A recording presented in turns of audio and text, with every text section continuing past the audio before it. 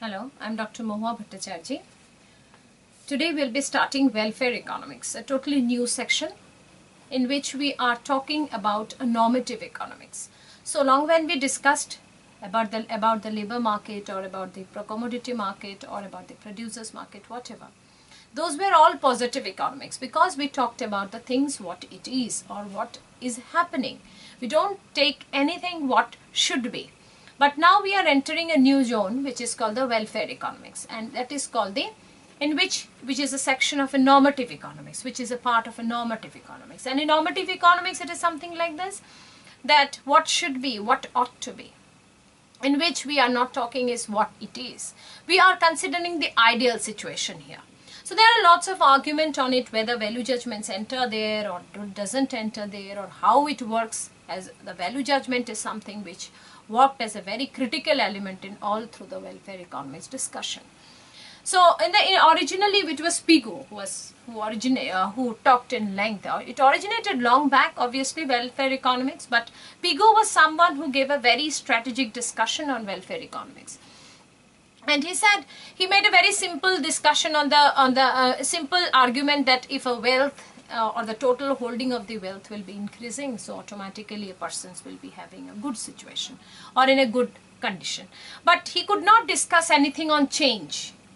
So it was a very difficult thing, that how to bring change because in an economics is a dynamic element. It's a dynamic subject, and in which there is a constantly change happening. So in this concept point of change, when you cannot address change within your discussion, the subject becomes very less applicable. So it was Perito who brought the concept of change in welfare economics and tried to discuss how how welfare economics or a good situation can be explained when there is a change. But Perito's discussion was further extended by Samuelson, Bergson, Kaldor and Hicks, and then with the Bliss point explanations. There were lots of discussion. Amartya Sen is the latest in the modern economist who gives an extensive discussion on welfare economics with the capability approach.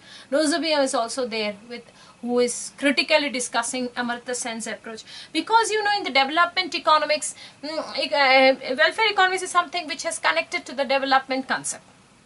Because if you go through the development evolution of the concept of development, we will also see the same thing, how the concept has changed from time to time. It was originally which was very much quantitative, which was telling that if per capita income, GDP, NNP going on, and then you have got a growth. It was, and you are developing, that's all.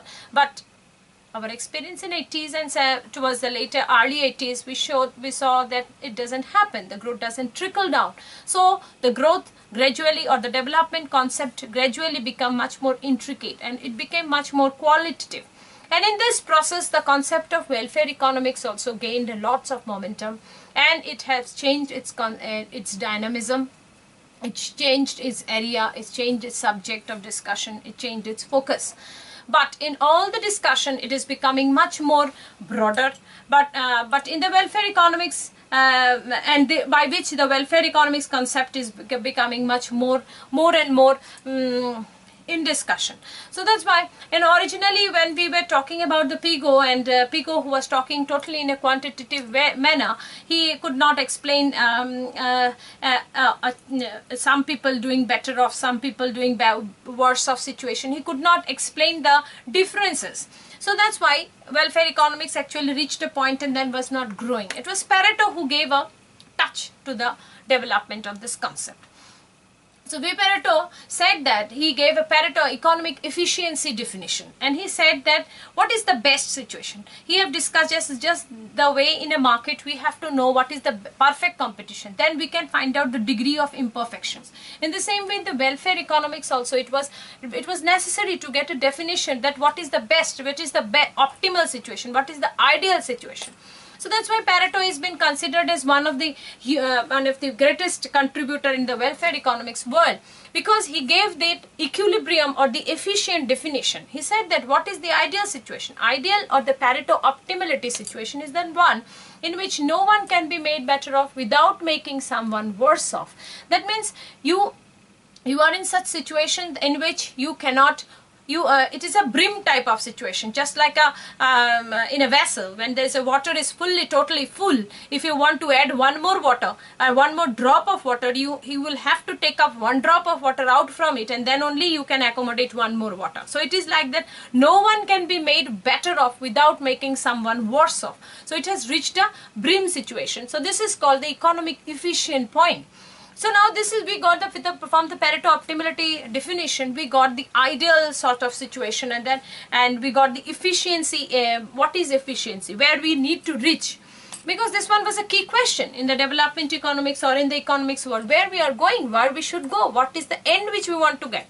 Because it's a social, human beings a social animal. There's a demand supply conditions, and you want more and more, and so you want to eat more and more, and there is a supply who wants to make more and more profit. So things are going on.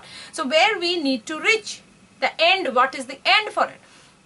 So there were discussion for it. And in a society when we can say that we are in the good state, so that is something which was a very big question in the welfare economics. So that to address this question, the Pareto optimality definition came up, and which says that nobody can be made better off without making someone worse off. So this is called efficiency in exchange. So Pareto optimality was explained in the 2x2x2 model. That is 2 firm, 2 consumer, 2 products. There are 2 goods, X and Y. There are 2 firms, A and B, and there is 2 consumer, you can say it is Laurel and Hardy. So there are the 2 persons who tries to have 2 goods, X and Y, and they have got 2 firms, and that is A and B.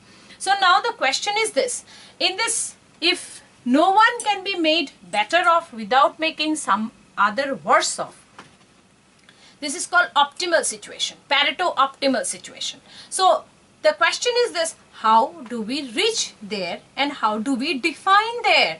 How do we reach is the later part, but how do we define that point? So this is the discussion which will be held in the welfare economics. Thank you.